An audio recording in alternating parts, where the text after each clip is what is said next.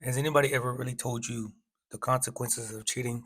I mean, like what the real consequences of cheating is. No, no, no, don't go nowhere. Don't try to run. All right, come back, come back. I'm going to tell you. Let's go over the karmic consequences of cheating, both in the real world and the karmic sense.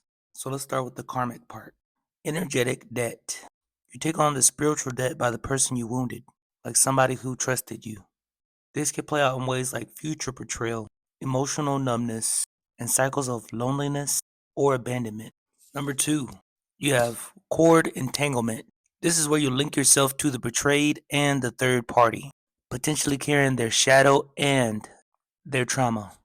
Number three, blocked heart chakra. This can play out as emotional coldness, intimacy issues, or the inability to feel real love. Or if you're getting tarot readings, you're getting a lot of Ace of Cups reversed cards. Number four, karmic reversal. You may fall for somebody who humiliates you or disregards you emotionally. Now, I'm not saying you as in the viewer, but if the shoe fits, hey, I mean, the person that cheated, all right? Say somebody cheated on you, just apply it to them, okay? I'm not trying to come at my viewers, all right? I'm just trying to inform y'all. Number five, the echoing of reincarnations. So this is falling under the umbrella of Hinduism or African spirituality or African traditional systems. This is where the cheater reincarnates into situations where they experience deep betrayal until the soul understands fidelity and devotion. Now let's talk about the person who was cheated on, karmically speaking.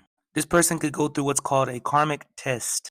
Now sometimes this is part of a soul lesson to learn boundaries, self-worth, or how to break ancestral cycles. Number two, unconscious attachments. Now, if the victim stays or obsessively stalks the cheater, they may create energetic cords that trap them in loops of anger, shame, or self-doubt. And let's talk about the third party or the side piece.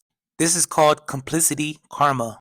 That's where you're participating in it, either knowingly or unknowingly. This can result in attracting unavailable or deceitful lovers later.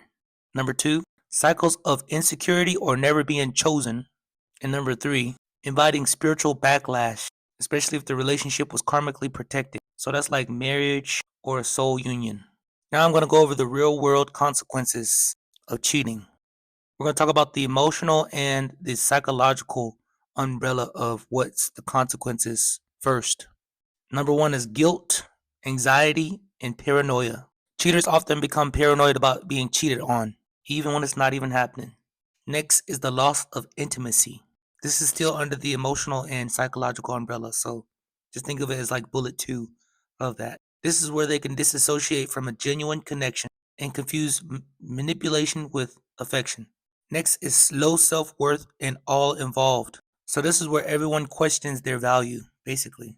It's pretty short and simple. Lastly, in this category is shattered identity. So, this one's speaking more to the victim. This is where the victim internalizes the betrayal of the cheater as their fault and that they feel and develop deep trust issues in relationships. Now, let's talk about the mental health aspect. Well, this is number two of some real world consequences is the mental health. So let's start with the cheater. The cheater often becomes avoidant, disconnected, or secretly depressed. Where the victim, well, they can experience PTSD symptoms, intrusive thoughts, self blame, as mentioned before, anxiety, and depression as well. And let's talk about them pockets, the financial aspects. Now, this one is disruption and blessings. This just basically means your money turns cold, all right? I don't need to elaborate on that one. So, like court, it's a good thing that dropped because my other one was dead.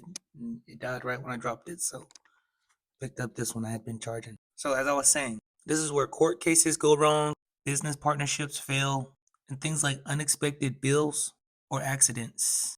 Next, when it comes to your money and your ambitions, a loss of focus.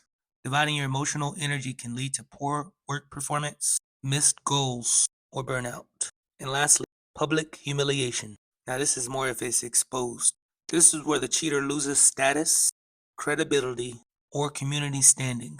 I think I'm going to lump this one in there too. And when it comes to like familial, like family generational stuff. So the children, if you have kids, this is where the children watch everything. So the kids can basically absorb all of this, we'll call it energy. So they can develop a fear of love or abandonment issues, or they could become cheaters themselves, the children, which is crazy. Imagine somebody being 10 years old having two girlfriends,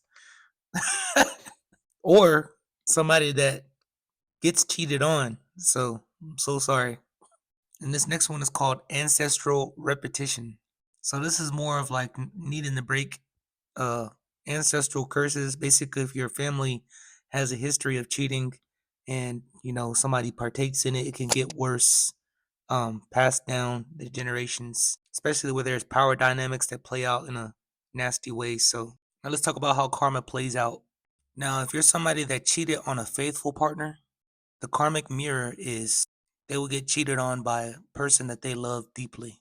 As far as when this hits, it's 1 to 5 years later, and it's often when they think they've changed. So, right when they think they're turned over a new leaf, then they get cheated on.